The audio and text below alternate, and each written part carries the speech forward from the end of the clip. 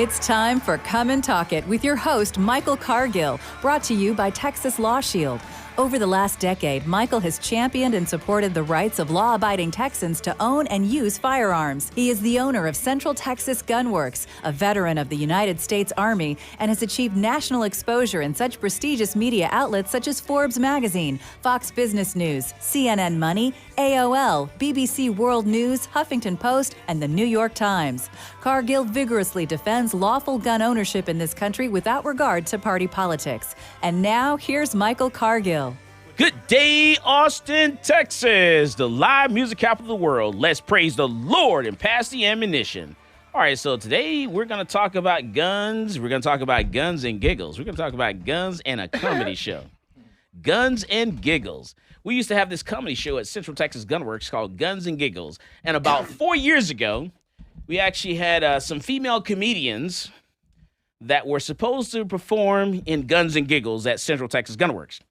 And when President Trump was elected into office on election night, I posted something on social media that said, well, actually, I can't say it on the radio. Ooh, must have been real bad. Yeah, something related to grab them by. Yeah, that's right. What were you doing having women comedians on your show? Well, you know, I mentioned something on social media that I was going to grab the comedian by the you know what.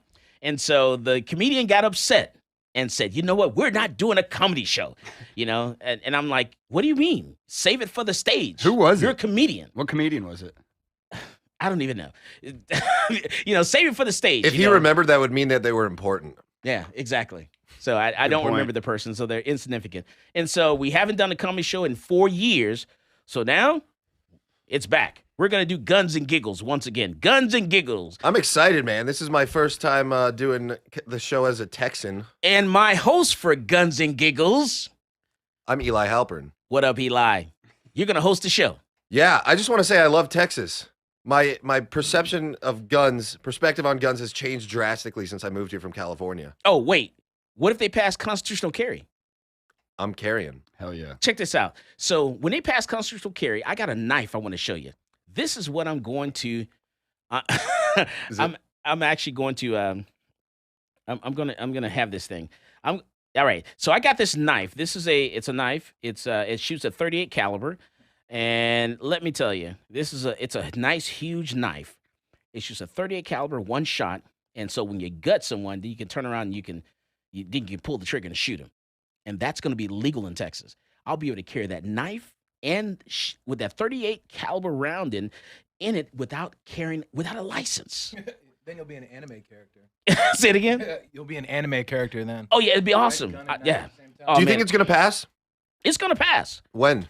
Oh, it'll pass before May 31st, before Memorial Day. It'll probably pass on that day. It'll be sent to the governor's office, and then it will go into effect September the 1st of 2021. Well, they're gonna need a lot of memorials when I'm on the streets with my gun. Well, I'm going to give these out. I'm giving these to the homeless. I'm just going to pass these knives out to the homeless so they can just, carry all these knives. Do you think, I feel like homeless people should be, that's my only gun control thing is I don't think homeless people should have guns. Well, they don't have property you to can't protect. pick and choose. I was downtown today, and there was a naked homeless person just walking down Congress. Really? With a gun? Butt naked. Did you see that homeless guy that was just carrying a rifle down 6th Street? No, when was that? Like 2 weeks ago. Maybe you should invest in a place instead. Or rob someone for theirs. Something. I don't know. We'll see. Oh, man. All right, so we're gonna talk about Guns and Giggles. I'm having I'm actually having login problems right now. Okay, The well, whole point of having guns is so you can protect your property, right? Correct. Like you can shoot someone in the back of the head while you're hammered. As long as they're on your property or stealing your property, that's America right there. That's America. Well, not necessarily on your property though. Inside of Explain. your property. You can't do it in your lawn. So if they're inside your house, Oh. yeah. We probably, Well, I got to make a few calls to my lawyer. We probably Yeah. just saved you from the old... Is it Right. true that you can't get charged with murder if the Penitentiary. body is never found? Not necessarily, because they don't necessarily have to have the body in order to charge you with the murder. I thought that was a Texas thing. Someone told me that. No. Well, you know who told you that? An idiot, I assume. Someone that's probably in jail. Maybe don't believe everything that you hear. Yeah, he called me on a collect call. By the way, that should have been a red flag. Hey, listen, man, I got free game. I'm a jailhouse attorney, just so you know. Misery loves company, right? That's right. Oh, man, crazy. You guys are insane. So, all right. So, Eli, tell us about you and tell us what you do and why you're a comedian. My name is Eli Halpern. I'm the co-host of Giggle Boys. One word. Look it up. It's hilarious. Produced by Faust Media. And Cast Burgers, which is a combination of the word podcast and Produced Asperger's. also by Faust Media. Correct. It has 37 5-star reviews on the Apple Podcast Store. 37 people can't be wrong. I also have a company called Golden Cricket, which makes crickets into protein bars. GoldenCricket.com. We're taking pre-sale orders right now.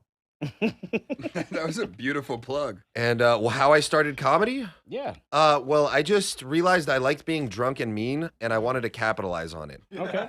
What does that mean? What does what mean? You just want to be drunk and mean? Yes. You know what that means, Michael. You're not really that mean, are you? I don't think so, but other people do occasionally. Okay. And we're on the air, so we're on the radio, so you can't say any of that stuff you say at part of your comedy show, unfortunately. Yeah. And you're also a fighter. You like Oh, fighting. yeah. I'm a Boxing. fighter. I just fought for the first time yesterday. Not MMA, but just boxing, right? Well, I'm getting there. I do jujitsu, and I just did Muay Thai, and next step is MMA. Okay. So you're kind of getting up there with, what's that, Jake Paul? I don't want to be in the same sentence as him. Good, because I can't stand that I'm guy. gonna fight him. Thank you. I appreciate you holding back on that one. Everyone follow Giggle Boys and subscribe so I can get famous enough to beat him up. Thank you very You're much. doing for holding good. back. I'm really good at this. You're- I don't know you why are. you're surprised. I am. Right. Oh, it's because I quit drinking. I quit drinking. Yeah, That's he why. quit He's drinking lemonade. Yeah. I'm impressed. God, that's exciting. I got it together now. Nice. Keep it together. Keep it together. Your Well, It's like, well, You gotta use the mic. Don't pull back my thin veil of it. You gotta talk to the mic. he was very good. That fight was impressive. I was impressed. was it? Thank you. You're welcome. And this was last night? Yeah. Who'd you fight? Some this a guy. is going to be a hard show. a Let me guy tell that you. happened to be black. I don't know why this is so funny. I don't even want to know what you're going to say. That's what I was gonna say. No, it turns out that he was. I looked up his Instagram to And see he's if he had Michael's videos cousin. of him fighting. I tried to find videos of him fighting, so I found his Instagram, and his bio said professional comedian, Really? and I was like, oh, I gotta beat this guy up, Well, you're so scaring me right now. Go ahead. and then crush him on stage too. But yeah, I accidentally clicked follow, and then after the fight, I went up and I was like, hey, like, much love and stuff like that. And which is a cool part about fighting. Everyone's like gives each other a hug afterwards. After they beat each other up, it's funny. It's weird. Nice. But I was like, yeah, I looked at your Instagram to see, and before I even finished my sentence, he's like, yeah, I saw you. Follow me, and I was like, oh, I followed him on accident, and then I was like, damn it, and I clicked unfollow. It wasn't fast enough. That's okay. And he saw it already. Yeah, All right, so we're he should have talking. been training. He should have been practicing. We're going to talk about guns and giggles. We're going to talk about guns. We're going to talk about constitutional carry. We're going to talk about whatever you guys want to talk about. This is Michael Cargill, and you are listening to Come and Talk It. Peace, this is Maj Toure. You're listening to Come and Talk It Radio with Michael Cargill.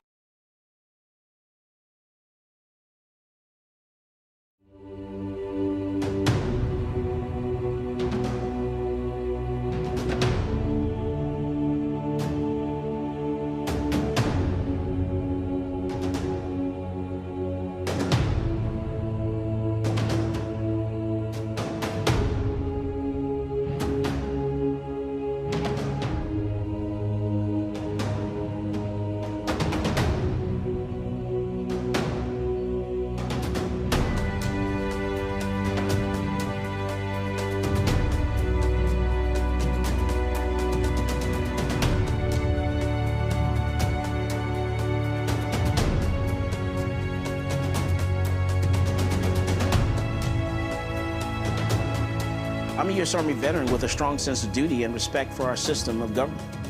After 12 years, I was honorably discharged and decided I would fulfill the American dream of entrepreneurship and open up a gun shop in Austin, Texas.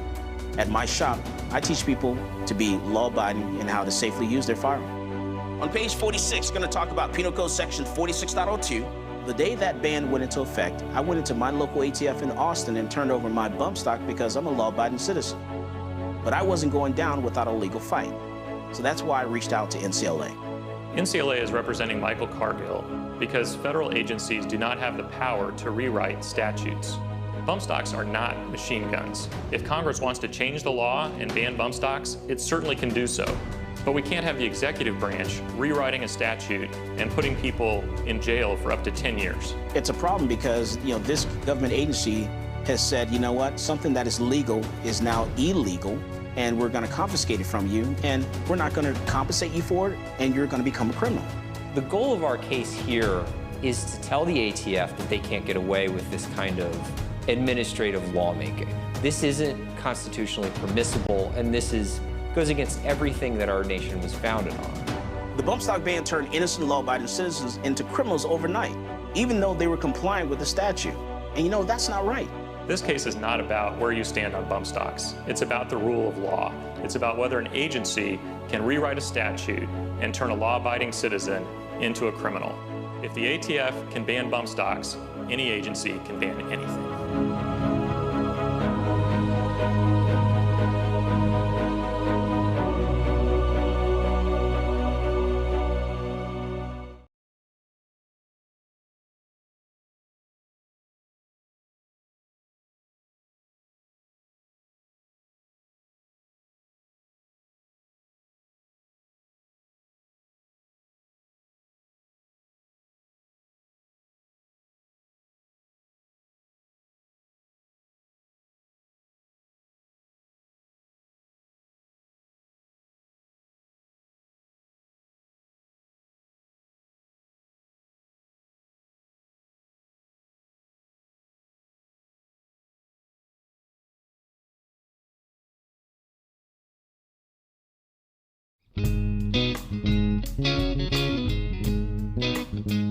Welcome back to Come and Talk It. And now here's Michael Cargill. All right, so we're back and we're talking about guns and giggles. We are bringing guns and giggles back to Central Texas Gun Works. That's right, folks. Guns and Giggles, the comedy show. You know why? Because I own the domain. That's why. Yeah, Guns and Giggles. You can't even make that stuff up. That's a comedy show in the gun store. That's right. We're going to have comedians. We're going to have free pizza. It's going to be BYOB. That's right. You tag TABC. Tell them Michael Cargill told you so. BYOB and free pizza. I can't wait to get heckled by someone with a gun. Holla back. That's right. And you will. You'll get heckled by someone openly carrying a handgun. How you like that? I'm carrying mine. And this right here is going to be the host of the show, Guns and Giggles. Tell him your name. My name's Eli Halpern, and I'm going to be the host of Guns and Giggles. Which is ironic because I have a podcast called Giggle Boys. Those names mesh together. I believe that was unintentional. Produced by Faust Media. And you know what? And check this out. We're also going to talk about constitutional carry because I cannot wait until constitutional carry passes in Texas. When constitutional carry passes, I'm going to carry this knife right here you're looking at. This is a big old knife. I'm going to carry this sucker right here. I'm good. You know what? As a matter of fact, I'm going to give us this knife to a bunch of homeless people. As many as homeless people I can find, I'm going to give them this knife. And this knife shoots a 38 special. Hey, Michael, do you think that might be a bad idea? I don't care. Who cares? Constitutional carry passes. So everybody gets a gun. That's I agree with that. I think that the homeless should be armed and dangerous. That's right. Boy, they're going to get a knife. They're going to be able to shoot a 38 special, one round, one shot. That's right. They'll be able to stab you and shoot you all in one shot. That's right. People will finally respect them. They should just legalize constitutional carry so people can eradicate the homeless on their own. Ooh, can't do that. I don't know. Ooh. Well, what? But we'll talk about. We're going to talk about that during Guns and Giggles. You know what? Never mind. So you don't want to comply with Proposition B, but you want to have the homeless able to rob anyone. That's what I was going to say. What are you talking about? That's crazy. Well, Well, and someone asked when is it going to pass? So constitutional carry, it has not passed. It has not passed. Nothing has passed. It only passed the House. It only passed the Senate. It still has to go to. They're gonna have a conference committee right now because there's some amendments in the bill that actually caused a point of order. So it killed it in the House. So now the committees, some people from the Senate, some people from the House have to get together, arm wrestle each other and decide what we're going to go with going forward. And if it can pass both of the House and the Senate, then it will go to the governor's office. But time is ticking because they got to get this stuff done by May 31st. If not, then the bill's dead. We got to wait till 2023, but it should pass. What do you think the odds of it passing are? It's going to pass. Give me the over-under here. I'd say it's going to. I'm 100% sure it's going to pass. And why is that? Because the pressure's on. They don't like the pressure. They don't like their names being dragged through the mud. And their name's been dragged through the mud. Your lieutenant governor and also your speaker of the House. That is correct. And it used to be Bonin. Who is it now? It's I can't think of the speaker of the House. Dave Phelan. That's right. He's the speaker of the House. And he doesn't want his name drugged through the mud. Like Bonin? Yeah, that's right. So they're saying they're like, hey, we're 100% sure this is going to pass. We just have to work through the issues. Abbott said he'd sign it. He's going to sign it. They're going to sign it. Now, Michael, tell me about that little caveat, if you will, that gangbangers can now carry guns. Remember you were telling me about this? Right. All right, so there is an amendment in the bill that says, hey, if you're they actually added an amendment in the bill that says if you're a member of a street gang, you cannot. Oh, they fixed it. You cannot have a handgun, right? So they moved it from one spot to another. Oh yeah, because they're totally going to listen to that. Right. So if you're their job is to break the law. If you're a gang member, literally, that's all they do. Well, it is what it is. Hey, so before we forget, we should also introduce our other guest here, Mr. Reed Becker. It's Reed Marshall Becker. Yes. Okay. Sir. Well, you know what? So tell us, and what do you do, Reed? I'm a comic and a bit of an alcoholic. So you're a comedian. Yeah. All right. Not much of an alcoholic. You're drinking lemonade. Well, yeah, that's true. So can't drink, every day, all the time. Michael, he travels with Eddie Bravo and Sam Tripoli. Okay. The comics. Eddie Bravo's been on Joe Rogan with Alex Jones and et cetera, et cetera. Oh, yeah, he gave Joe Rogan his black belt. So. Oh, nice. Yeah, okay. In jiu-jitsu, I should say. I gave Alex Jones his handgun license. Oh, did you really? Yeah. So we'll see who wins that fight. Oh, yeah. Shots fired! Oh, Joe Rogan, you better come see me. Holla back. Peace. All right. So and so you're a comedian. Yes, sir. And you're going to be one of our comedians for Guns and Giggles. That's right. I'm going to tell jokes that are inappropriate. Nice. You have a clean joke for us? Right now? Let me think. Hashtag clean joke. I do have but it's a long gun joke. Go ahead. I'll save it. It's too long. It's like. Oh, go ahead. We got 5 minutes. Go for it. You know better than to ask comedians to tell jokes on the spot, Cargill. Go ahead. Come on. I'll save it for the show. How about that? You'll enjoy it. You'll enjoy it. It never works as well off stage. You know. A rabbi and a priest were in a coffee shop. My goodness. Where's the black guy? Where's the? Oh my goodness. I'm not gonna say you stole that joke from me, but. Boy, I tell you, I don't even know what to say anymore. Are you gonna make these two guys wear bulletproof vests while they're telling the jokes, just in case they bomb? I'm going to anyways. Okay. He's not wearing a bulletproof vest. He's a fighter. Do they even make them in your size? Ooh. Well, that was a compliment. Yeah, I probably. Yeah, I think that's a compliment. He's saying you're buff. He's a huge Jew. Yeah. He's a big Jew. Big, large. Yeah. Like it's Large unusually Jewish large. man. And I didn't know you were Jewish. Yeah, that was by design. All right. We all know what happened last time everyone found out everyone was Jewish. Oh, gotcha. I did notice that you guys shoved the Jews at one side of the table. Hey, well, that was by design. Yeah. I can see you kept it a secret. I understand. Yeah. All right. Also, it's 2021. I got to have a victim card. Yeah. You can't just be a white man out here. Right. I'm going to start wearing a yarmulke like Ben Shapiro. Right. I'm not a white guy. I'm Jewish. All right. Oh, my goodness. We also are going to have Jason Rouse on the show. I'm sure that you'll love him. Oh my God! I bet we could turn him into a huge gun nut. I bet we could. I bet talked about he's from Canada, right? Oh, really? He's from Canada. Yeah, I got two Canadians on the show, and they both are hungry for gun knowledge, Michael. Nice. So we're gonna bring them on the radio. Oh yeah, and Rouse would love guns for sure, 100%.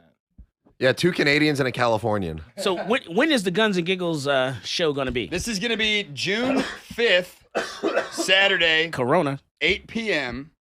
at Central Texas Gunworks, 321 West Ben White Road. hosted by Eli Halpern, and we're gonna have Jason Rouse, Reed Becker, Brett Erickson, Zach Moore from 10th Planet Jiu-Jitsu. And one more time, when is that Isn't going it to be? Ben White Boulevard? Yeah, it's Ben White Boulevard. It's Ben White Boulevard. So once again, when's it going to be? June 5th, 8 p.m. June 5th. June 5th, What day 8 is that? p.m. 8 p.m. It's gonna be a Saturday. Saturday. June 5th. What time, guys?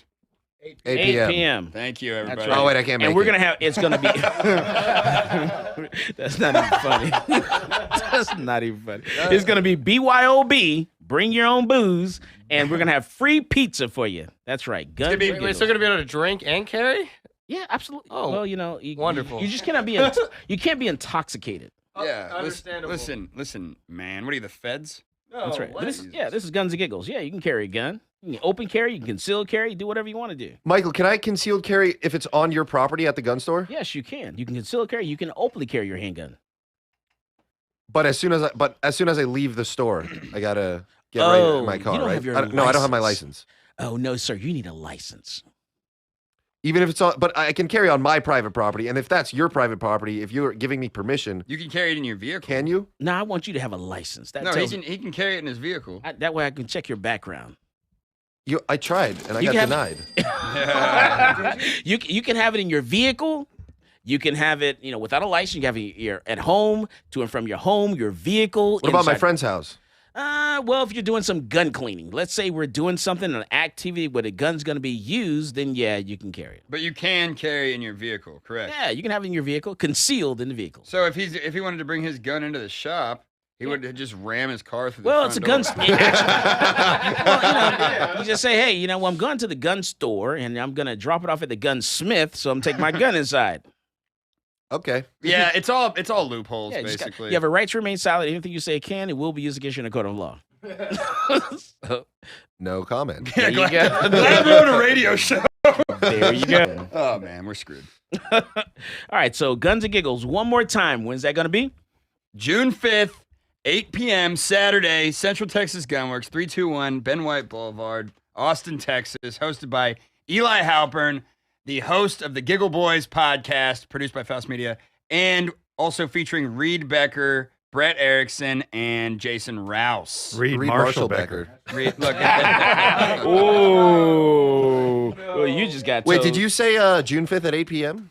June 5th at 8 p.m. June 5th at 8 p.m. Oh, my goodness. What's happening right now? Michael, what's happening right now is you have three of the greatest comics in the world.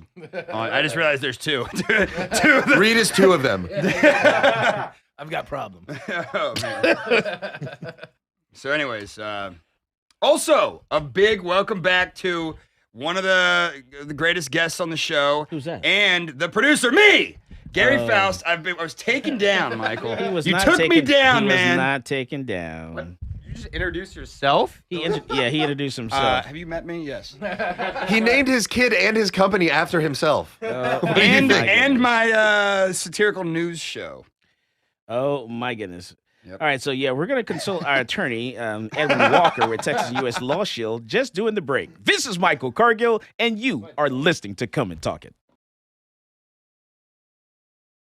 Yo, what's going on, guys? It's Jack Jones here, and I get my gun news from Michael Cargill on Come and Talk It.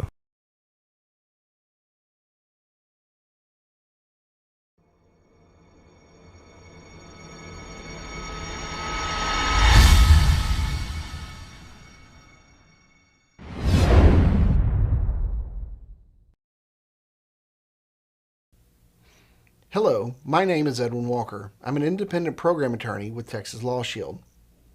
I want to talk to you today about an issue that we see on a daily basis. In fact, you yourself will encounter it on a daily basis, and that is the subject of road rage. I am sure that you have all seen road rage. You may have actually been involved in a road rage incident. Now, if you're a responsible gun owner, I'm going to give you a few words of advice on how to react when you find yourself in one of these unfortunate road rage incidents. While on the roadways, we all observe something that makes us upset. Whether it's poor driving, unsafe driving, or just simply somebody being very discourteous. By all means, you should restrain yourself from engaging that person and telling them how bad their actions were, because this can be perceived as an act of road rage. If you're a lawful gun owner, you have a firearm in your vehicle, you do not want to be viewed as the aggressor in a road rage situation. Now, with regard to a situation where an individual has chosen to rage against you, and you are the actual victim of the road rage, if you and the other individuals are still in their automobiles, do not use your firearm to respond to any of the rager's activities. This is because law enforcement views the fact that you're both still safely in your metal boxes as removing any threat of immediacy that you may be harmed. So please, if you have a gun, somebody is raging against you, forget you have a gun. Don't display it, don't brandish it, don't show it, don't point it, and for God's sake, don't fire it. This could result in a lot of trouble for you. Now let's look at a situation where a road rage incident has escalated. It has escalated to the point where one of the participants has actually gotten out of their vehicle. We recommend that you... Welcome back to Come and Talk It. And now here's Michael Cargill. All right, so we're talking about Guns and Giggles comedy show. We're also talking about constitutional carry when that sucker passes. I'm talking about the knife that I'm going to carry. I can't wait to I'm going to get this to every black person I can find. Ooh. This big old knife that she's 38 special. I identify as a black person. Then you're going to get one. Thank you. You're going to learn today.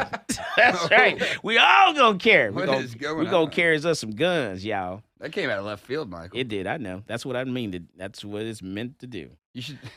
All right, so we're also talking about the comedy show. We're also talking about, check this out. There's a video that's going around social media. There's a video of a police officer. He's not an Austin police officer. He's just a police officer. We don't know what police department he works for, but he's a police officer working a construction zone in Austin on South 1st Street. And boy, let me tell you what he did to this young lady.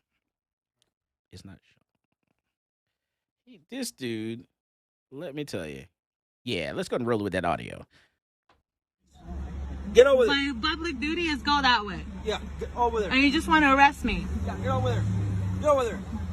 You're just, what's your name though? Hurry up. What's your name? Get up over there. Stop shouting at me and tell me your name, please. You want to get pepper sprayed? Get over there. Hurry up. What's his name, sir? What's his name? What's his name though? He wants to pepper spray my face. What is your name, though? What's your name?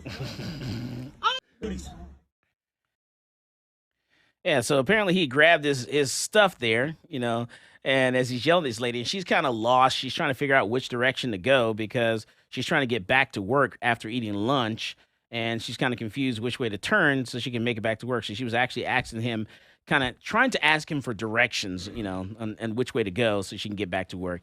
And so he got frustrated with her and decided to pull his between his legs. Seems like straight to jail is what he was thinking, but did she get out of the situation or that's it? That's it? Nothing happened? He was just trying to open carry. Yeah, nothing. I think he was concealed carrying. A small caliber. Oh goodness! All right, so so she's upset and she's trying to consult an attorney to see what her options are, and there are no options there. He was a rude person. Unfortunately, it's not against the law to be rude. Now, what he can do, whatever police department he works for, they can actually punish him, because he's not being that great police officer. So, that's all that can happen there. Unfortunately, there's nothing against the law. He didn't break any laws, so he can't be, prosecuted or anything like that. So relax, chill, it's okay. Some people can have a bad day. You have bad days too. Hey, so speaking I can of walk up to a cop and do that, and that's not illegal. Yeah, it's not illegal. Absolutely. Okay. That's not disorderly conduct. So, Michael, speaking of other public officials, officials, if there's a scent that goes with it, or there's an odor. If there's an odor, or there's an odor. That's right, an odor. No, an odor. I can't say that. Odor. Say it again. Leave me alone. Odor. Excuse me. I'm being picked on right now. What's the word?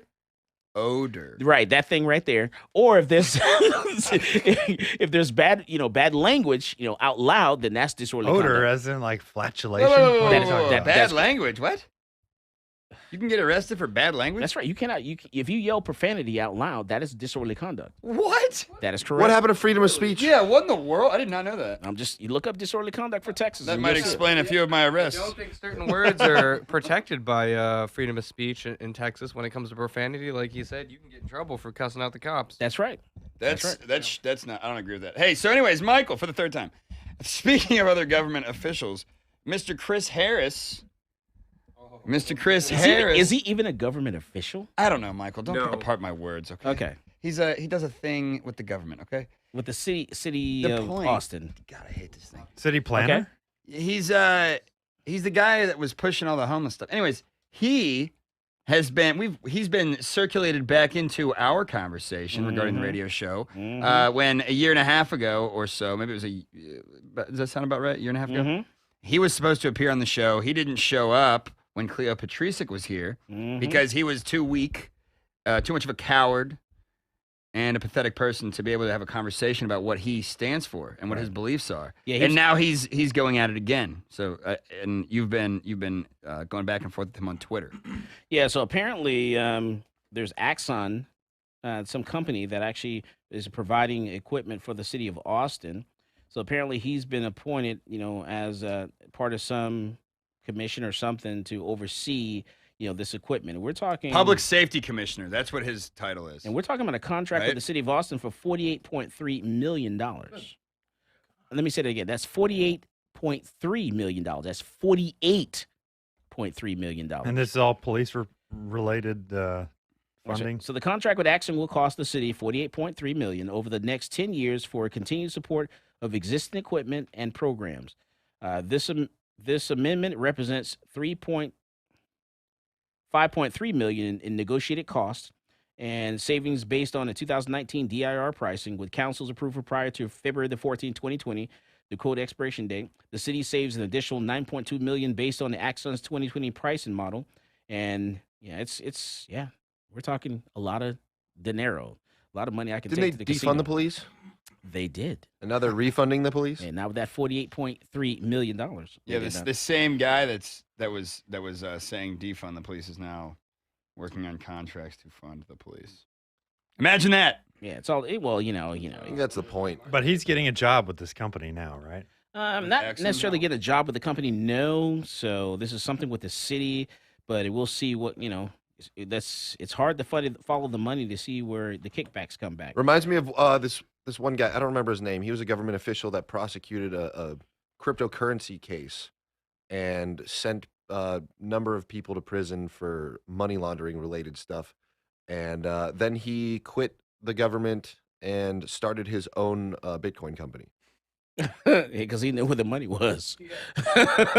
He's like, man, let me tell you, these guys are on to something. Let me like him because he lied to me multiple times and said, I'm coming on. I'll be on the show. A number of things to me, but that's neither here nor there. All right. So like you said, Axon has named Chris Harris to its AI ethics board to supervise the development and production of company's AI technology. Axon announced on Tuesday. Our new AI ethics board members bring a wealth of knowledge and experience, including privacy, social justice, and some of the most directly relevant core science and applied machine learning topics, such as deep fake and image manipulation detection. That's what this guy is doing. So it sounds like he is getting paid to do this job now. If the company has hired him.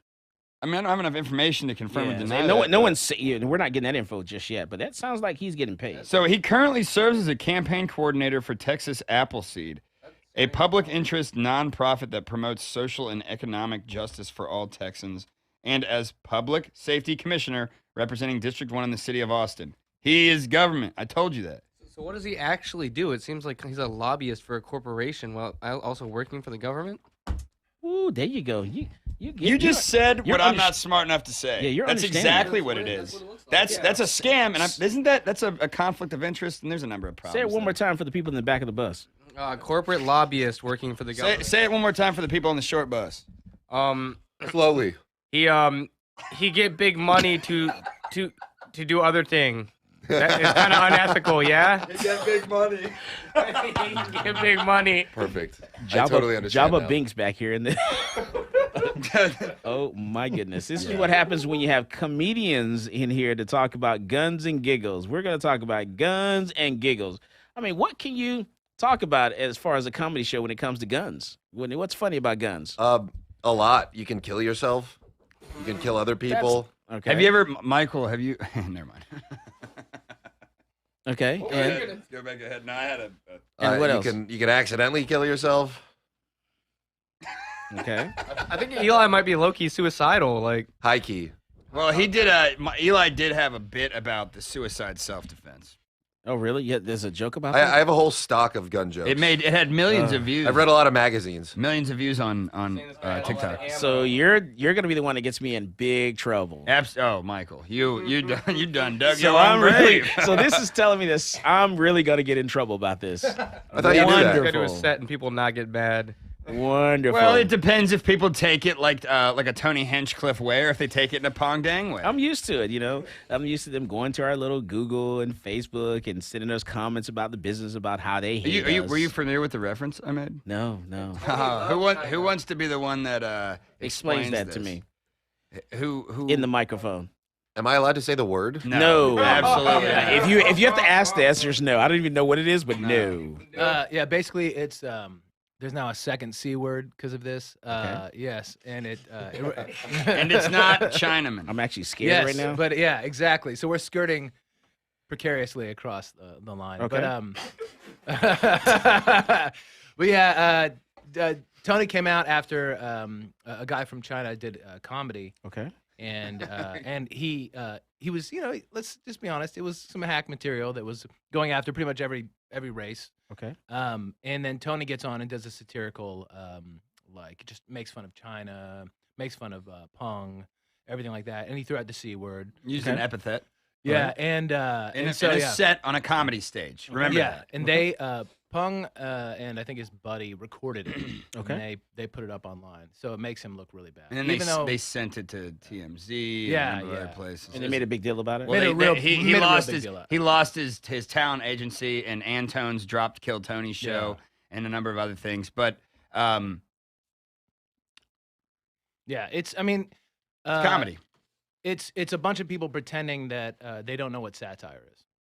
That's all it is. It's just so they can attack somebody that they don't like because he doesn't share their political viewpoints. Yeah. That's it. Hey, but that's showbiz, baby. Yeah. Also, you know what? Also, earlier this week, one of the city council members in District 1, what is her name? City council member in District, Natasha Harper Madison, was dragged through the mud this week.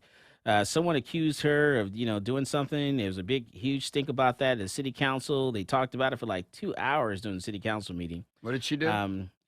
She was just, kind of unethical. Some things that she did was, just unethical. And so they couldn't come to a conclusion, and they end up moving on after 2 hours of discussion about this. So what did she do? Oh, well, you just have to go to the video and take a look at the city council meeting for this past Thursday. How am I supposed to comment on this if I don't know what happened? I'm just throwing the mud out there. Yeah, that's what I do. I throw mud. I have no idea what's going on. Well, anyways, so if people were to maybe if Olivia Overturf calls in and tells us about it, she can God. tell you exactly what it is and what happened and all that kind of stuff. I'd rather jump off the second floor of this building. So, but anyways, so we were talking about the guns and giggles, and you're saying like if somebody was to cancel you, my point with the Tony Hinchcliffe. You can't cancel guns and giggles. You can only cancel it if the comedians don't show up. I'm not canceling this show. We're gonna do guns and giggles, and we did guns and giggles for like 4 or 5 years before. And Tony Hinchcliffe is headlining. So hey, that would be great. That'd be a good way to come back. But yeah, it just depends if people take it on the chin or if they're gonna be soft and sensitive. And it is take what it the is. Pong It's a Dang comedy route. show. If you don't like it, leave. Yep. Simple as that. And if anybody can make something worse than Tony Hinchcliffe, it's Eli Halpern. If you don't like it, heckle the comedian. I'm sure he got some words for you. Yeah, don't heckle the comedians. Don't heckle the comedian? Why? That's a bad thing? You don't do that. Oh, that's rude? Yeah. Okay. I thought it was an improvement to the show. Like that's why I don't invite you to my shows. Oh, true. All right, so we're talking about guns and giggles. We're talking about constitutional carry. We're talking about a lot of stuff. This is Michael Cargill, and you are listening to Come and Talk It. This is Coley on Noir, and you're listening to Come and Talk It with Michael Cargill.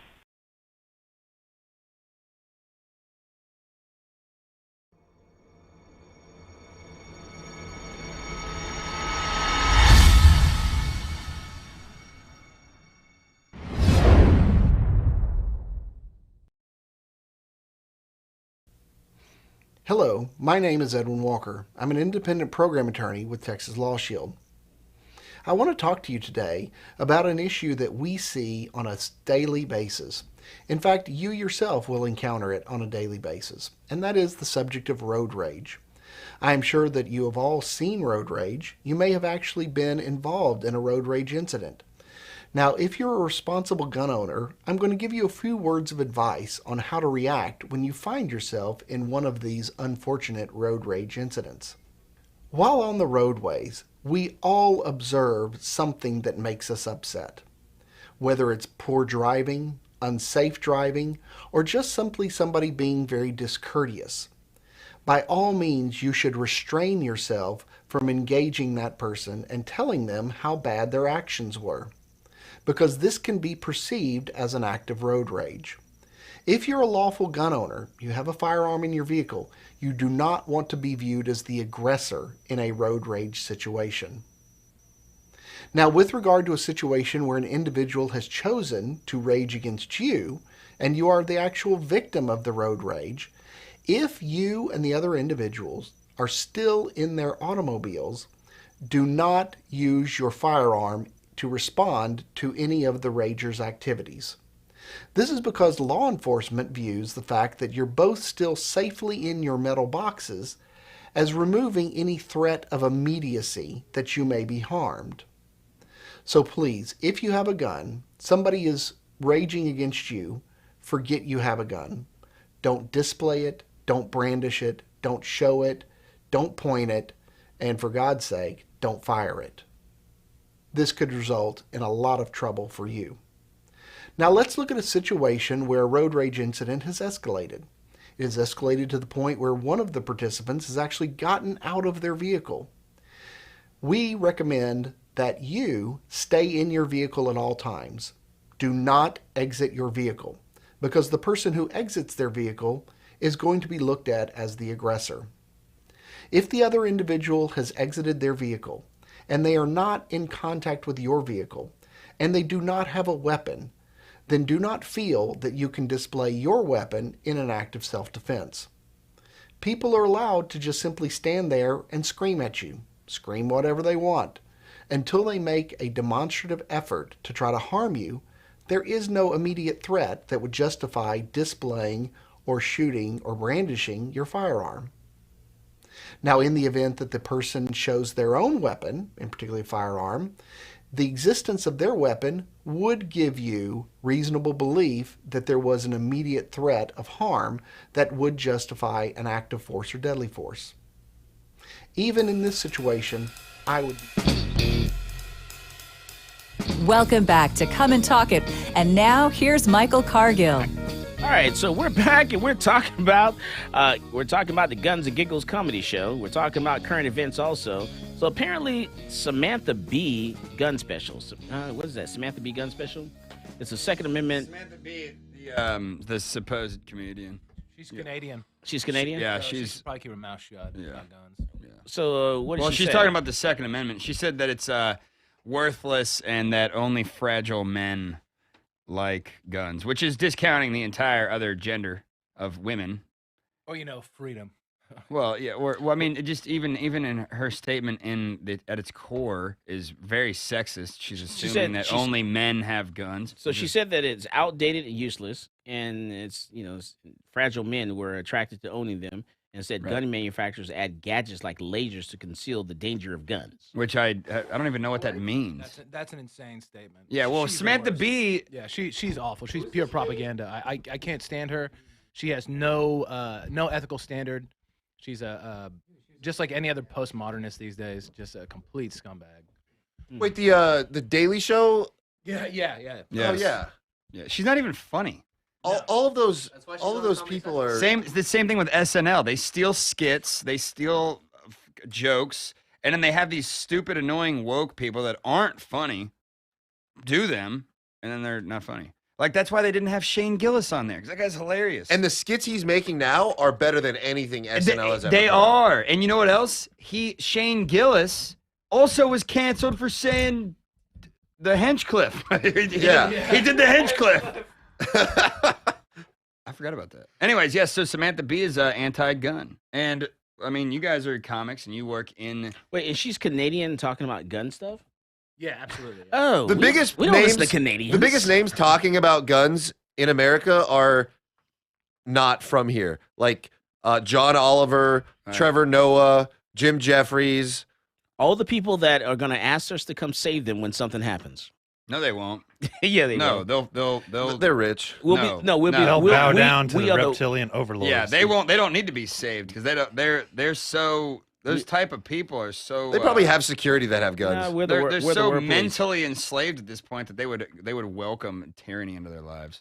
No, I think we're the world police, so they'll definitely come and dial 911 and ask America to come save The them. UN got this. Or they don't really believe it and they're just going off their writers. All right, so I don't know. All right, so let's see what else is going on in the world. So apparently, what is this? Ducey signs law declaring gun shops essential, protecting them from lawsuits and all that kind of stuff. What is that all about? There was what state was that in? I forgot. Tucson, Arizona. Tucson, Arizona. Yeah, so they signed a law. So that, well, you just read it.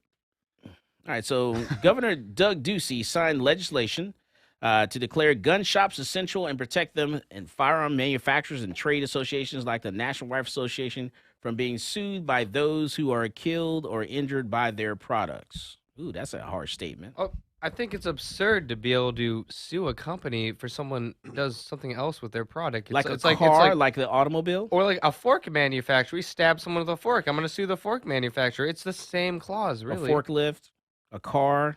Forklift, okay. A knife. I mean, you can sue anyone for anything in America. That's true. And you can't really take that away. It sucks, but there's got to be some good out of it.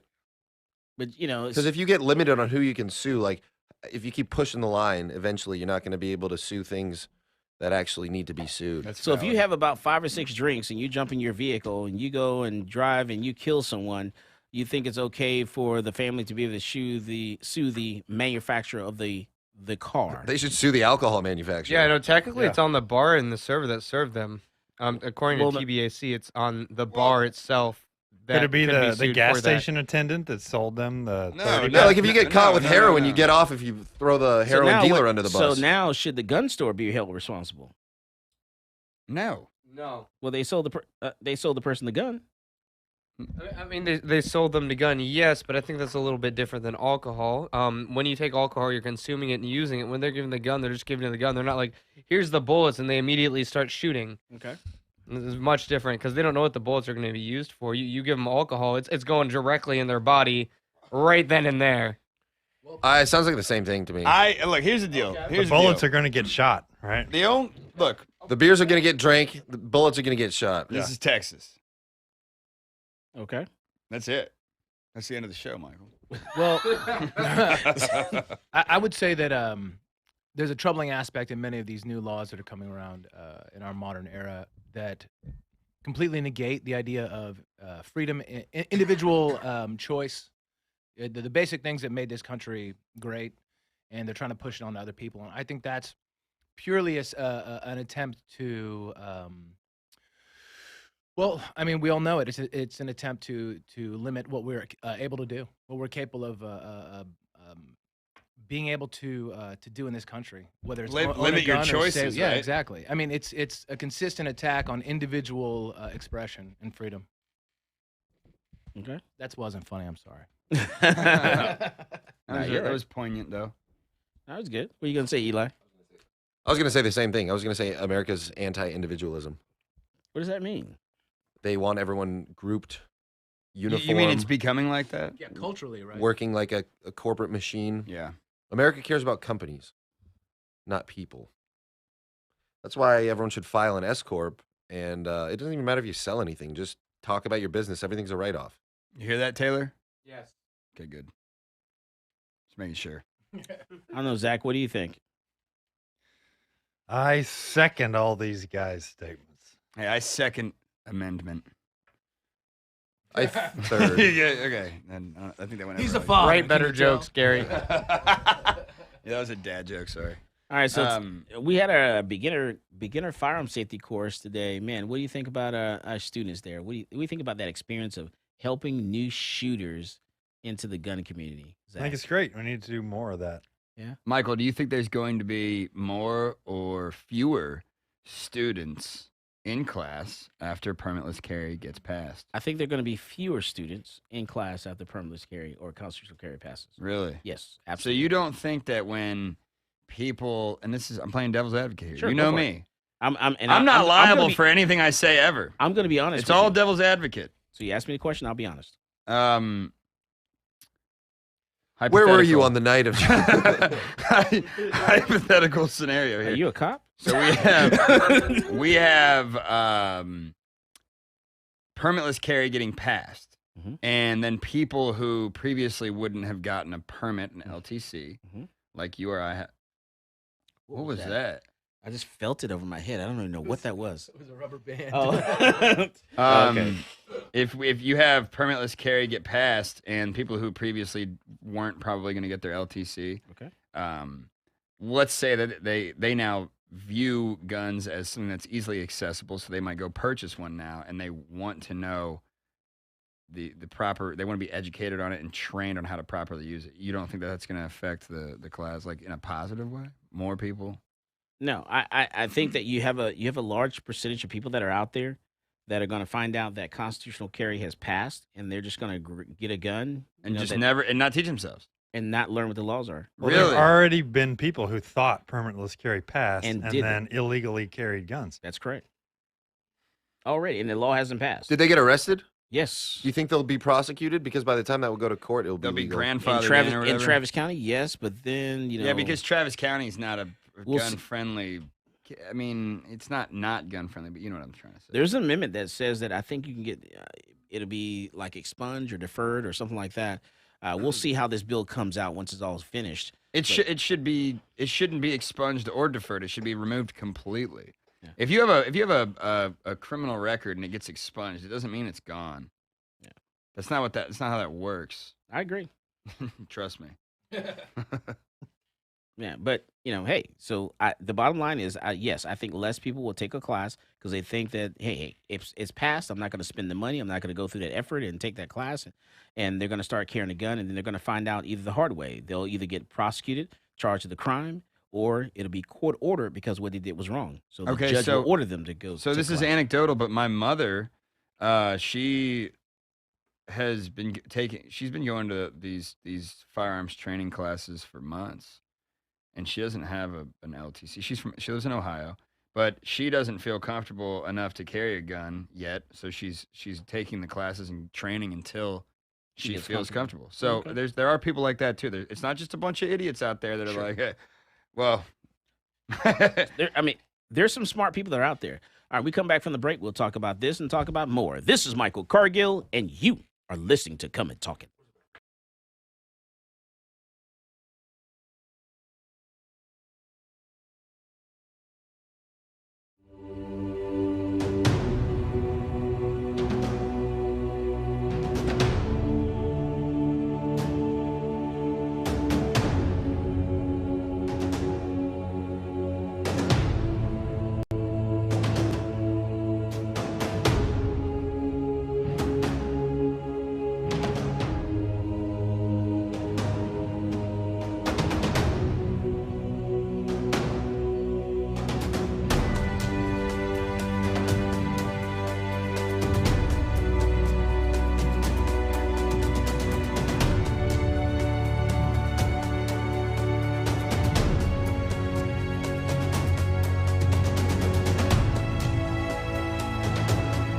I'm a U.S. Army veteran with a strong sense of duty and respect for our system of government.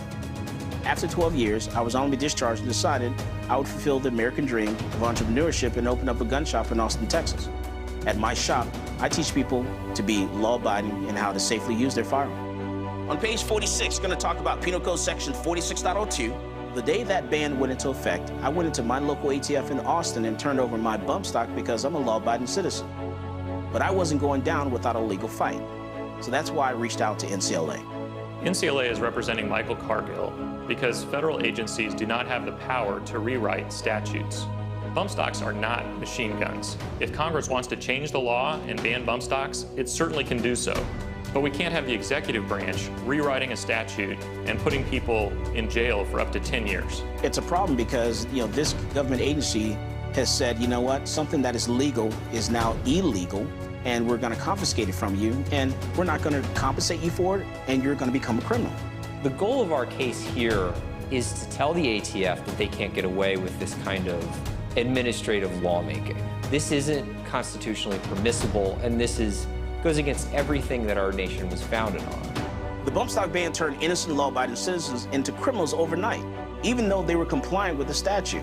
And that's not right. This case is not about where you stand on bump stocks. It's about the rule of law. It's about whether an agency can rewrite a statute and turn a law-abiding citizen into a criminal. If the ATF can ban bump stocks, any agency can ban anything.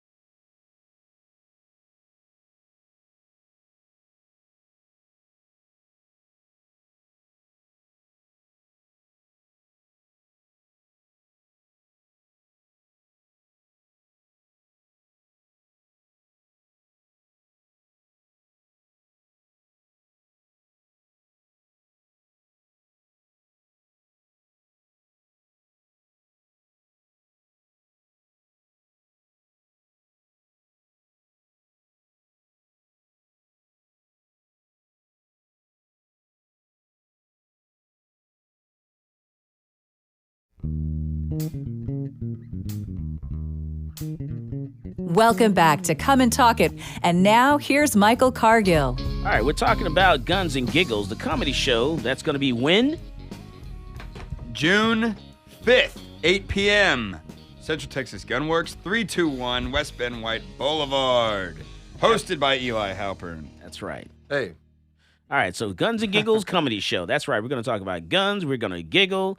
Going to have some pizza. You can bring BYOB. BYOG as well. Bring your own guns.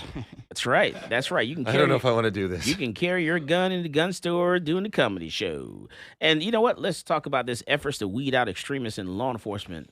It is meeting resistance in some states and some places. So apparently, in the battle to stamp out extremism from the ranks of the police, lawmakers from California to Minnesota have proposed solutions they thought were straightforward. Well, some laws would empower the police to do more robust background checks of recruits, letting them vet social media to make sure new officers were not members of hate groups. Other laws would make it easier for departments to fire officers in ties to extremists. But legislatures working to get these measures passed in recent months have found themselves confronting a thicket of obstacles and somewhat unexpected opposition, wrangling from straight Republican versus Democrat clashes to profound questions about protecting constitutional rights.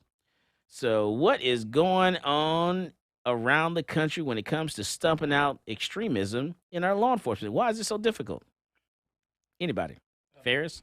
I have a lot of comments on this. Oh, yeah. You're seeing this is the beginning of a political purge, and you're starting to see it, especially with these the arrests they're making of people that were just in the Capitol on January 6th that weren't actually in the Capitol building. But you're starting to see it through. In fact, the general appointed to run Space Force was fired. He was removed from that position simply because he talked bad about Marxism. Straight up. This is an actual story that's happening in America. We're watching the beginning of a true political purge in America. It's kind of fascinating, very disturbing. I mean, we even seen this in Texas, because in Texas, they made sure they put in there you cannot be a gang member and carry a gun if constitutional carry passes, but they refused to pass the amendment that said that if you were a member of an extremist group, you couldn't carry a gun. They didn't pass that amendment. Yeah. So you can't be a gang member, but you can be an extremist. Well, what defines an extremist? Yeah, exactly. Who what is that's it? that's Yeah, I think wordplay. that's good. What is it? Why do you think that's good? Because the government could just label anyone an extremist. Yeah, we could be I mean, they can labeled already extremists. You can label you as a anyone- terrorist you can and detain you without probable cause. Yeah. They can label me a Indefinitely. gang member if I have a tattoo. Yeah, but that's the point. That's why I said earlier So they that's- should. so that's that's okay. why I said earlier that they should allow the gangbangers to have the guns, and they shouldn't just be able to arbitrarily label people whatever they want, because then that maintains the state's power over us. Michael, they could label you a black a Black Panther, right? And then they could say that you're an extremist, right? They could label Zach White Panther. a white. I wish you would have said that into the mic. He's got a vibranium arm. Yeah, but you understand what I'm saying? Like, that's why this is a problem. There's a pendulum. It swings both ways. And if you don't maintain consistent, if you're not consistent with your beliefs and allow it when you don't like it and allow it when you like it, it's going to cause problems further down the road. So we're saying is it's getting real when Gary starts mentioning pendulums. Yeah, it's okay to ban gang members, but it's not okay to ban extremists. No, I just said the opposite. I said it's not okay to ban gang members. Get gangbangers guns. Okay. Get homeless people gun knives. Get everybody all these things. Who cares?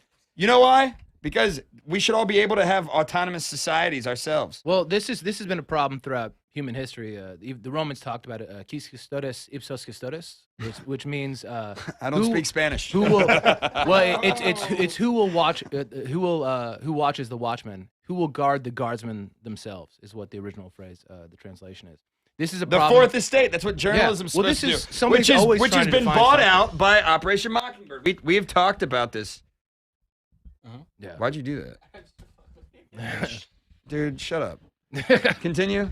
Oh, and I mean, this is the problem. People redefining concepts at their own will for their political gain, and this is a tale as old as time. Anytime there's been a government of any worth, this is an issue that's come up. I mean, this is the struggle. They essentially remove any sort of fourth estate like journalism or any sort of branch or entity that can watch over the. By hook or by crook, because they did it corporately. Yeah, in America. So there's no way that you can surveil the surveillors or watch the watch. Yeah. I keep forgetting what you said. Quis custodes ipsos custodes. So what do I you don't say? speak Spanish, man. All right. What do you say to those people that say that certain police act like gang members? Oh yeah, I mean, oh man, one of the craziest things I ever experienced in my life was I worked at a club in Austin. This is like 2001, and a friend of mine was telling me he lived in East Austin, and he was saying, "Reed, you've ever seen Training Day?" And I was like, "Yeah." He's like, Denzel's character. I was like, "Yeah." He's like, "There's 5 guys like that in East Austin." It blew my mind. I never heard anything like that. That there are actually police operating in Austin at that level of criminality. You're talking about people running crews. I think we should disarm the police. That's my point. I think only the civilians should have guns. So my question about that is, you disarm the police. What are they going to do? They're going to stop, or I'll say stop again. Yeah, How listen to them. How can Exactly. they enforce any laws? They can't. They can't. But That's the point. But a smarter route would be to say, if you're going to disarm the civilians, you disarm everyone, which is insane. Obviously, Don't disarm the civilians. You don't disarm anyone. You don't have special groups that aren't allowed to have guns. It's these are the Second Amendment says, what does it say? It says well-regulated militia. Thou shalt not be infringed. So you can't sit here and say, oh, well, the Bloods can't have guns. Like, how does that make sense? Well, devil's advocate. Okay. Amendment means change. So it could be subject to change. Yeah, but that's not how that works, man. That's what the word means. That's how definitions That's not work. how. No, that's not how the Bill of Rights works. Yes, it is. Amendments are literally changing the Constitution. When it says "shall not be infringed," yeah, then they can make another amendment that says "shall be infringed." But it does start out by saying well regulated. That meant something different back in those times. What did it mean? Are you It meant playing well devil's stocked. advocate? Yeah, absolutely. You know, Well- okay, I was gonna say you know this well enough. Eli doesn't, but you do. Yeah. So it's like, So Because those people will say that. They say, hey, well, what about because Chief Otto Acevedo, who's now the police chief of Miami Police Department now, he always says, wait, what? You got to keep up with what's going on. What? Acevedo's the worst pile of garbage. I lived in Houston for years. I was raised. He is there. now. Did you say Miami? He is now the police chief in Miami Police Department. Miami just failing upwards. Miami Police Department. Miami, Florida. What? You did not know that. How do you not know that? This is all corrupt. Yeah, all right, so why is this so mind blowing to you, Gary? Yeah. So because you don't know the politics. But Art Acevedo used to be in Austin, and then he went to Houston. Correct. And now he's in Florida. He's just climbing the police ladder. Oh yeah. It's a scam, dude. It's all panopticon. This is what I was telling Maj. I actually, told Maj Toure about this. Actually, Miami is. This is infuriating. Miami has actually stepped down. Then Houston? That is correct. What? Yeah, it is. You don't think there's more drugs and corruption that he can? No. We're talking about Miami. We're talking about the size of the police department. And that's not what I'm talking about. I'm talking about money. I'm talking about power. I'm talking about control. Miami is a city where where's Tony Montana from? Hey, Miami. It doesn't matter. Miami has a smaller police budget. So anyway, going back, Cuba. He's from Cuba. So let's go back because we're getting sidetracked. No, I was kidding about Tony Montana, but my point. So let's go back because we're getting sidetracked. Well-regulated militia. Why do you say? Didn't it mean something different back then? Well regulated, well armed, well stocked. Well, the concept of the militia was the idea that of a citizen. Yeah, militia was every unit. man above the age of 18. Self-organized. Anybody using archaic language to explain that? Oh, a regulated militia meant they were regulating the army and guns. No, a well-regulated militia. A militia was not the United States Army. A militia was what's an example of one of those like everybody older than 18. Every man. That is correct. And well regulated it means that people know how to use their guns, which means people should be still taking Cargill's class. Hey, Casey, do the cha-ching noise. Well, where's the cha-ching? I'll give you an example of militias. How about the nice. you owe him $80. the former Yugoslavia, which devolved into civil war between all of them after Tito died, who was a strong man and kept it all together. But each city formed its own, like, people, because they were being invaded. So literally the citizens formed together a militia and fought back against the people invading. That's straight up a militia. That's what the Second Amendment is referring to. Yes, you're 100% the people right. organizing. Because you did have the militia and you did have the military. Oh, absolutely. They were actually two different. Very different. We're talking about two different entities. In fact, it was the Second Continental Congress that formed the actual military, if I'm not mistaken. And the Marines they actually started in a year before Declaration of Independence in 1775. A distinction that they. So a militia is a military force that engages in rebel or terroristic activities in opposition to a regular army. Hey, how interesting is it that they've changed the description of that? Yeah, but even then, you can hear they've changed the definition to the word to make it seem the negative. Yeah, we're just relying on Webster to tell us what things are. Hey, what our Webster, reality is. tell me what to think. Yeah. Jesus. Well, they change their Crazy definitions times, all the man. time now. All of the different dictionaries now change their definitions on a dime based on the social It's Orwell. whims It's of what Orwell was extremists. talking about in 1984. We're talking about guns and giggles. We're talking about everything. This is Michael Cargill, and you are listening to Come and Talk It. Hey, this is AWR Hawkins, Breitbart News, and you're listening to Come and Talk It with Michael Cargill.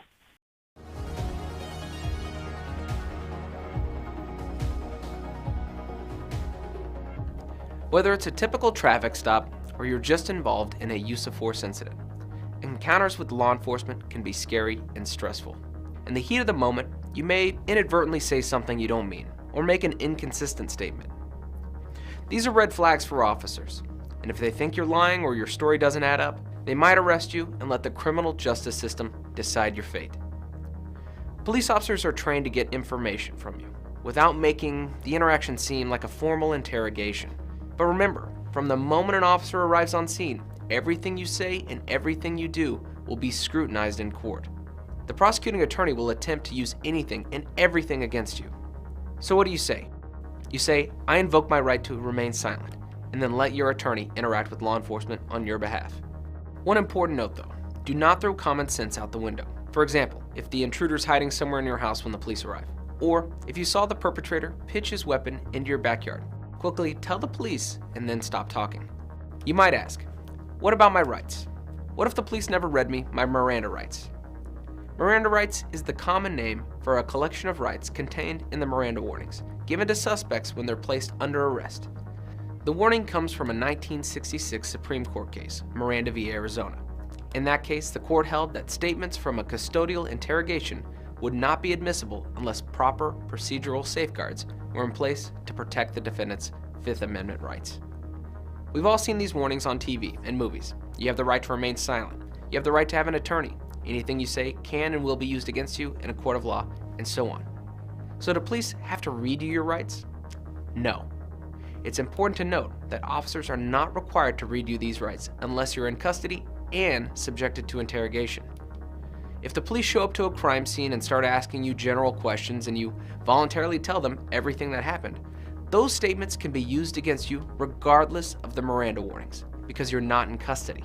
If you're put in handcuffs but you say something incriminating on your own without being questioned, those statements can and will be used against you because you're not being interrogated. You're just starting to spout off. This is why it's imperative that you know your rights, and you shouldn't rely on the police to read them to you. Affirmatively invoke your rights. Say, I'm invoking my right to remain silent, and my right to my attorney. Once you do that, the police legally shouldn't continue questioning you without your attorney present. But remember, there's a second part to this equation.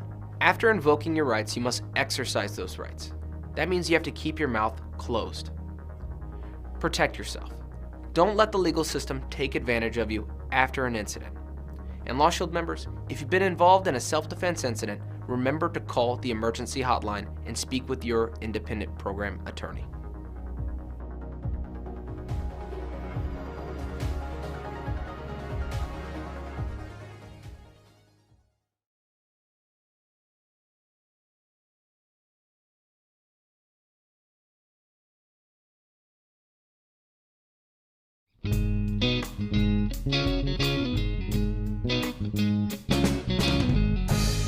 Welcome back to Come and Talk It. And now here's Michael Cargill. All right, so we're back and we're talking about, I don't even want to tell you what we're talking about during the break.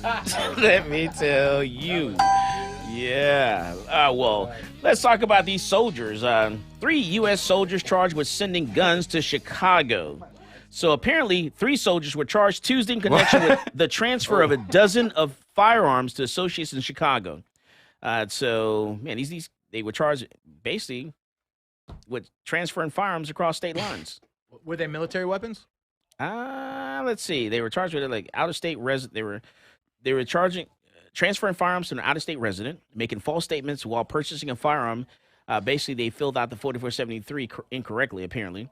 Money laundering, conspiracy, wire fraud, and engaging in the business without firearm license. They are all stationed at Fort Campbell, Kentucky. There was also a number of AR-15s that went missing from a police department recently. I'm going to have to look on my phone. It's like 20-something. 25.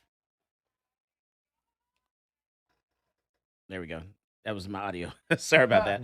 Yeah, so, man, the prosecutor's office said 49 empty firearm cases were found during a search of one of the guy's home in Clarksville last month, including some matched firearms found at the scene. Tennessee? That's Kentucky. So Clarksville, Kentucky. Right, outside of Fort Campbell, Kentucky. Clarksville, Tennessee, which is outside of I'm trying to wrap my head Campbell. around what the step-by-step process was here.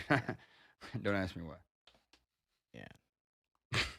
Yeah, it's pretty crazy. So you can't do that. And for some reason, what's going on here? That's me. What is that? You? No, it's me. It's every time I click on it, it starts audio.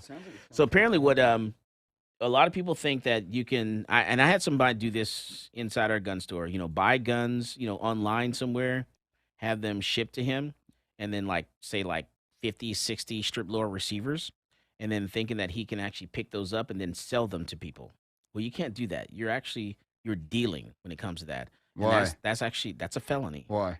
You're not allowed to sell firearms as a dealer. Are you allowed to just buy 50 for yourself, though? If you buy them for yourself, then keep them for yourself. Then you can do that. But Okay, hold once on, you hold start on. selling them, you're hold a on, dealer. Hold on. So you can buy 50 firearms from somebody, and what you're doing is legal, but the person selling it to you is illegal? No, the person, if you buy it and then sell it, Right. that's illegal. You buy them and then you sell them. Yeah.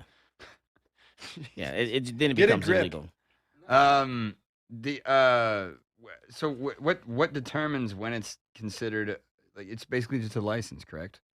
So if you're selling for profit, and it's like a really gray line there. It's really gray. Yeah, it's in the eyes of the ATF. They think that you're selling, you're dealing, you're buying and selling, then they'll charge you. If they bring charges against you, it'll stick. It always does. Because they operate with like impunity, essentially. It's not that much different than the police with qualified immunity. Yeah. It's like the special police. They're like special police force. Special. Really special guys. We're the ATF. All right, and then also, suspect charged in accidentally shooting death of a 3-year-old was barred from possessing guns. So the gun that a 3-year-old boy unintentionally shot and killed himself with in Milwaukee on Saturday belonged to a relative who was out on bail and armed robbery charges. Yeah. And so this proves that gun laws don't work. Well, you need to make sure that you keep the guns away from kids. You need to make sure you lock them. We need to get rid of all these 3-year-olds, man.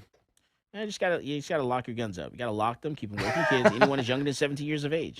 But I think what we can deduce from this is that there's laws that bar criminals from having guns, and they don't work because people that don't follow laws aren't going to follow another law. 2-year-olds don't follow laws either. Well, they're outlaws.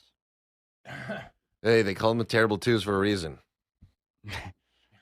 You understand what I'm saying? They'll shoot you. Do you understand what I'm saying, Michael? Mm-mm. No? No. Terrible twos with a 22. Okay, so this guy was released on bail on armed robbery charges. So he already does not follow the laws. He's aiming guns at people and taking their things. So he was barred from having a gun, but he had one anyways. This story's not about the 3-year-old that shot himself. It's about the guy that still bought a gun illegally because gun laws don't work. Yeah. I agree. I mean, these are the sort of stories that pop up when we talk about like how you have to be individually responsible. You know, I mean, this is a complete failure on multiple levels. And we don't need to make any sort of gun storage laws where your guns are locked up because one dirtbag didn't do it. That just because one guy wasn't responsible doesn't mean we're not responsible. Yeah, if you follow these laws to their logical conclusion, okay, right now, let's say we have most people who are followers of gun laws. They will follow the law, right? And then you have this much smaller subset of people who are outlaws who don't follow the laws.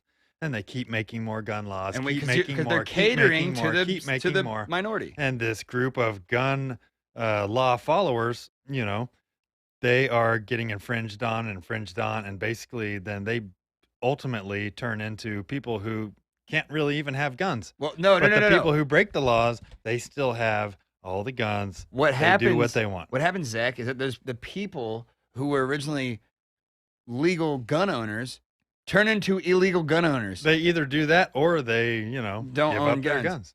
Uh-huh. But if you gave up your guns, I don't think you really deserve to Did have you- one in the But first they place. were a gun You know what I owner, mean? right? Like it's. Did you guys hear about that? There was this like gun buyback program, and this guy made his own guns out and of sold lead them- pipes? and sold. Yeah, And they were forced to accept them, from what I understood. yeah, and he made a That good guy's an profit off American that. hero, dude. He just combined capitalism with the police, anarchy or something. Yeah, I don't know.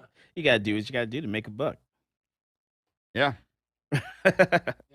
Even the structure of that article, what you were talking about, the framing of it is not designed to blame the guy. It's designed to show the horror. Which is of what why happens that's from why I having guns included around. that. That's why I included that in the production schedule, Reed, because you're right. The framing of the title of the article makes it seem like the guns there need to be gun storage laws. Yeah. But the reality of it is that the gun laws don't work in the first place, so you don't need further laws. There's no law that's going to help that situation where a felon gets out, has an illegal gun, and then isn't like on top of like think about all the steps of stupidity you have to like. Number one, you have to screw your life out completely. Then you're like, oh yeah, after I get out, I'm going to get a gun because that's what smart people who have felonies do. Right. Then I'm also not going to hide it somewhere where a 3-year-old can get it. So the level you're talking about somebody who is so obviously on the left side of the bell curve, that like very far down. Well, so what are you going to do? You can't erase human stupidity. But why should somebody else's stupidity be forced on me. Which is why we should focus on individual choice. Also, I feel like that guy's been through enough. You know, he got arrested, got out of jail, and now his kid's dead. Give him a break. Actually, that's the humane side of things. I actually agree with that. All right, go ahead, Skip Davis. You're on the way. Come and talking. Hey, good afternoon, Michael. And looks like you got a full house there today. Yes, sir. Hey, listen. Just because somebody gets arrested, they don't necessarily forfeit their rights to Second Amendment possession, weapons possession. The only time that people really lose the right to carry or possess weapons in the criminal justice system is upon conviction of a felony, which is wrong. Pardon me? That's wrong. It shouldn't be that way. Felons shouldn't automatically lose their firearms. He was on bail for armed robbery charges. Yeah. Right, but being on bail doesn't necessarily mean that you lose any rights at all. You're still that's not true. He wasn't guilty or convicted. Yeah, right. That's a good point. That's exactly right. So that's the only point. Now there are cases where somebody gets arrested for family violence or protective order issues, and we all know that you're supposed to surrender your firearms at that point. But Also those are law-abiding citizens who got into a fight with their wife and don't feel like turning in their weapon. Suddenly now they're a criminal. So I'm a big advocate, you can tell, of constitutional carry. I just believe in it. Everybody should carry guns if that's what it takes to secure life in America.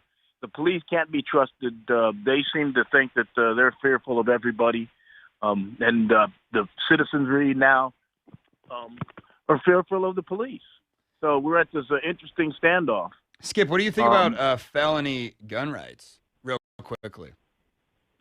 Again, I think everybody should have the right to defend their home from an invasion. I think everybody should have the right to protect themselves from an assault. So I'm for everybody having guns. To me, it makes no sense to regulate guns. The part of the Second Amendment says a well-regulated militia. Does that mean a militia where we have all the names and that we know where all the guns are? Is that the regulation they're talking about?